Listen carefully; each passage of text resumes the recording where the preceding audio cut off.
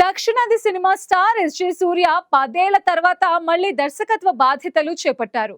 Killer పేరుతో స్వీయ దర్శకత్వంలో హీరోగా నటిస్తూ ఈ పాన్ ఇండియా చిత్రాన్ని రూపొందిస్తున్నారు. ఈ సినిమా కోసం స్టార్ మ్యూజిక్ డైరెక్టర్ రంగంలోకి దిగబోతున్నారు.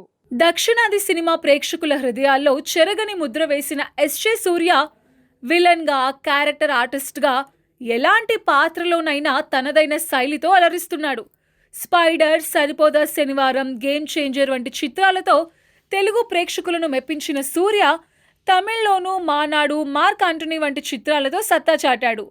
కానీ స్టార్ నటుడు గతంలో దర్శకుడిగా సూపర్ హిట్స్ అందించాడన్న సంగతి చాలా మంది మర్చిపోయారు. ఇప్పుడు 10 ఏళ్ల తర్వాత సూర్య మళ్ళీ దర్శకత్వ బాధ్యతలు చేపట్టబోతున్నాడు. వాలి, ఖుషి లాంటి బ్లాక్ బస్టర్స్ అందించిన ఘనత సూర్య సొంతం. తెలుగులో డిజాస్టర్ అయిన నాని సినిమాతో తమిళంలో తనే హీరోగా న్యూ పేరుతో రూపొందిస్తే అక్కడ బ్లాక్ బస్టర్ అయింది.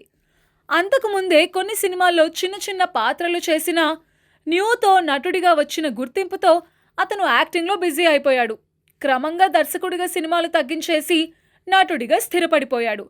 చివరిగా 2015లో ఇసై అనే సినిమాను డైరెక్ట్ చేసిన సూర్య 10 years బ్రేక్ తర్వాత ఇప్పుడు మళ్ళీ మెగా ఫోన్ పట్టబోతుండడం విశేషం. సూర్య తనే హీరోగా నటిస్తూ డైరెక్ట్ చేస్తున్న సినిమా కిల్లర్.